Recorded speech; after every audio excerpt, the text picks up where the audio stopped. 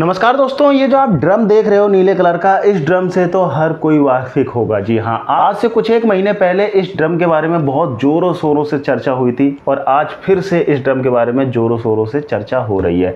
Reason क्या है, चलिए बात कर लेते हैं। सबसे पहले हम बात करते हैं ये जो ड्रम है इसकी कहानी क्या है। आज से कुछ एक महीने पहले मेरठ में एक कांड हुआ था जिसमें कि एक पत्नी ने अपने ही पति को बॉयफ्रेंड के साथ में मिलकर उसका मर्डर किया। मर्डर करने के बाद में इसके कई सारे टुकड़े किए और टुकड़े करने के बाद में इस ड्रम में डाल दिए गए थे। और ड्रम में डालने के बाद में यहीं तक नहीं छोड़ा गया, उसके ऊपर सीमेंट भी डाल दी गई थी और उसको पूरी तरह से भर दिया गया था जिससे कि किसी को पता न चले। लेकिन फिर भी सच कहाँ छुपता है, पता लग चुका था और उनको आज सजा भी हो चुकी है और वो इस वक्त जेल में है। ये जो ड्रम वाली घटना है, अभी इसको 1-2 महीने ही बीते हैं, ज़्यादा से ज़्यादा 3 महीने बीते होंगे। ये घटना दोबारा से सामने आ चुकी है फ्रेंड। और ये घटना ज़्यादा पुरानी नहीं, अभी रिसेंटली 15 अगस्त को हुई है, जो कि राजस्थान में जिला अलवर में इस घटना को अंजाम दिया गया है। अब मैं आपको बताता हूं कि इसमें चेंजेस क्या है। देखिए, सारी चीज़ें वही हैं, ड्रम का भी वैसे यूज़ किया गया, मारने का तरीका जो था वही किया गया, उसको मारने के बाद में उसको ड्रम में डाल दिया गया। बस फ़र्क इतना है कि वहाँ पर उसके कई सारे टुकड़े किए गए थे और यहाँ पर इसको साबुत डाल दिया गया। वहाँ पर सीमेंट डाला गया था, यहाँ पर इसके ऊपर नमक डाल दिया गया जिससे कि बॉडी गल जाए। लेकिन इन बेवकूफ़ों को इतना पता नहीं रहता कि अगर किसी का मर्डर कर रहे हो तो वो कहीं से भी पता चल ही जाएगा। इतना बड़ा कांड करने के बाद में कोई नहीं छुप सकता। चलिए जानते हैं इस घटना के बारे में पूरी तरह से, सारांश से और एक एक डिटेल से कि क्यों हुई, कब हुई, किसने किया। चलिए शुरू करते हैं वीडियो। दोस्तों, एक ड्रम होता है नीले कलर का जो कि छत पर रखा हुआ होता है। किसी मकान मालिक जो होती है वो ऊपर छत पर जाती है, उसको एक बहुत बुरी तरह से बदबू आ रही होती है। वो पुलिस को बुलाती है, पुलिस आती है और छत पर मुआयना करती है। मुआयना करने के बाद में पता लगता है कि वो जो नीले कलर का ड्रम रखा हुआ है छत पर, उसके अंदर जब झांक के देखती है तो उसके अंदर एक बॉडी मिलती है, सड़ी गली हालत में। सड़ी गली हालत में एक बॉडी मिलती है जिसके ऊपर नमक भी डाला हुआ होता है जिससे कि वो बॉडी गल जाए। ये बॉडी किसकी होती है? ये बॉडी किसी और की नहीं, हंसराज की बॉडी होती है। जी हाँ, जो उसी मकान में किराए पर रहता था उसकी ही ये बॉडी होती है। इसको कौन मारता है? इसको मारने वाला कोई और नहीं, इसकी वाइफ सुनीता। जी हाँ, इसकी वाइफ सुनीता ने ही इसका मर्डर किया है। ये पूरा क्लियर हो चुका है। अब बात करते हैं ऐसा क्यों किया गया। लेकिन इससे पहले जान लीजिए दोस्तों कि ये जो हंसराज है ये कहाँ का रहने वाला था, कौन था, क्या कर रहा था अलवर में, इसके बारे में जान लीजिए। बेसिकली हंसराज जो होता है वो यूपी का रहने वाला होता है और काम की तलाश में अलवर आया हुआ होता है। अलवर में अपने बीवी के साथ में 3 बच्चों के साथ में यहाँ पर आता है और ईंट का जो भट्टा होता है वहाँ पर काम करना स्टार्ट कर देता है। हंसराज को एक कमरे की ज़रूरत होती है किराए पर रहने के लिए। ईंट के भट्टे में इसकी मुलाकात जितेंद्र से होती है। ये जितेंद्र से बोलता है कि भाई मुझे एक कमरा चाहिए जिसमें कि मुझे रहना है, मेरी वाइफ को रहना है और मेरे बच्चे हैं। अंदर का एक मकान होता है, वहाँ पर कई सारे कमरे होते हैं, तो उसमें से एक कमरा जितेंद्र इसको दे देता है किराए पर।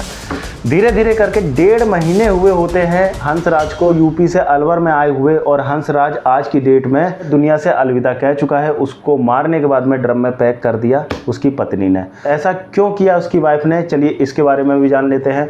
बताया था कि हंसराज की जो वाइफ थी सुनीता, उसका संबंध जितेंद्र से हो जाता है। जी हाँ, वही जितेंद्र जिसने इसको रूम दिया था किराए पर रहने के लिए, उसके साथ में इसका अफेयर हो जाता है। ये इसका पता हंसराज को चल जाता है तो इसकी वजह से हंसराज इसको मारता है, पीटता है। लेकिन एक दिन सुनीता और जितेंद्र ये दोनों ही प्लान बना लेते हैं हंसराज को मारने का और उस प्लान को ये लोग हकीकत में बदल भी देते हैं। हंसराज के बेटे ने इस पूरी घटना के बारे में क्या कहा वो भी आप देख सकते हो। देखिए। हुआ था उस दिन घर पे, क्या देखा आपने? जी 15 अगस्त को दरअसल नीचे से आए अंकल, तो मेरे पापा दारू पीने की कही तो उनके बीच में होने लगी लड़ाई। इसलिए क्योंकि अंकल जो मेरे पापा हैं वो मम्मी को मारने जा रहे थे। तब अंकल बीच में आए, उन्होंने कहा ऐसा मत कर, रहने दे मारने को, क्यों ऐसा कर रहा है। तब मेरे पापा ने लोहे का पेप उठा लिया, कहने लगा हट जा वरना तेरे को भी मार दूंगा, इन बच्चों को भी और इस तेरी ये घरवाली को भी। मेरे पापा शक कर रहे थे मम्मी पे। तब ये हुआ कि उनको मजबूरी में मम्मी ने पीछे से पकड़ा पापा को और अंकल ने जो पेप था वो फेंक दिया और फिर उनके बीच में बहुत ज़्यादा झगड़ा होने लगा।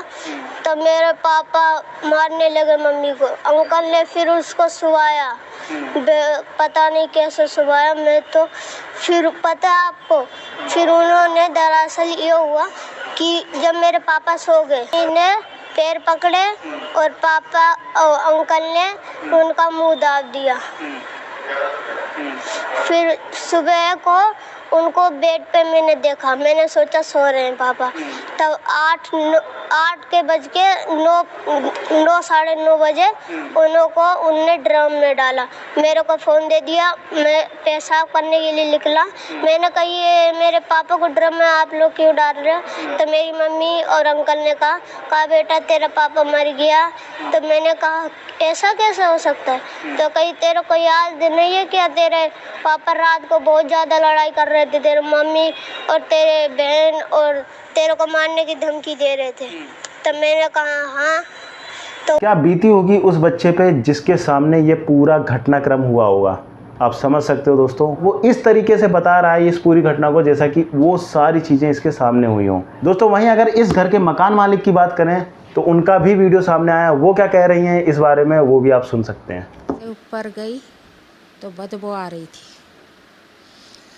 तो मैंने मेरे पोते से फ़ोन मिलवाया 100 नंबर पे और पुलिस तुरंत आ गई। बोलते ही पुलिस ने आकर ऊपर देखा और तो वो ड्राम में वो उसकी मृत्यु की लाश थी। पुलिस ने छानबीन करके और वो ले गए उसको। तो दोस्तों ये जो पूरा घटनाक्रम है ये मेरठ में जो कांड हुआ था सेम वैसा ही घटनाक्रम है। वहाँ पर जो रीज़न बना था अपने हस्बैंड को मारने का, वही रीज़न यहाँ पर भी बना अपने हस्बैंड को मारने का। तो दोस्तों रीज़न देखिए आप क्या बन रहे हैं आजकल। आप देख सकते हो सोशल मीडिया के ज़माने में, इंटरनेट के ज़माने में आजकल इतनी खबरें आ रही हैं, रीज़न सिर्फ तीसरे का आ जाना। तो दोस्तों ये कहाँ तक सही है, कहाँ तक गलत है, आप क्या सोचते हो इस घटनाक्रम के बारे में ज़रूर कमेंट बॉक्स में कमेंट करिएगा। और लास्ट में मैं इतना ही कहना चाहूँगा कि अगर कोई भी दिक्कत होती है किसी भी हस्बैंड को या किसी भी वाइफ को, तो यही एक लास्ट ऑप्शन नहीं होता कि उसको जान से मार दो। भाई ड्रम वाले केस 2 आ चुके हैं, इससे पहले टाइल के अंदर दफना दिया गया था, वो भी एक केस था जिसमें एक पत्नी ने अपने पति को ही टाइल के अंदर दफना दिया था। ड्रम के केस और आए दिन ऐसी खबरें बहुत सारी होती है जो सामने आती ही नहीं है। दोस्तों जितेंद्र की और हंसराज की वाइफ की सुनीता की अगर बात की जाए तो ये दोनों ही आज की डेट में पुलिस की गिरफ्त में हैं और उनको पकड़ लिया गया है और सारी चीज़ें जो उन लोगों ने की है वो सारी चीज़ें एक एक करके पूछी जा रही हैं। न्यूज़ वालों को लाइक एंड सब्सक्राइब करना ना भूलिएगा। Thank you so much video देखने के लिए, धन्यवाद।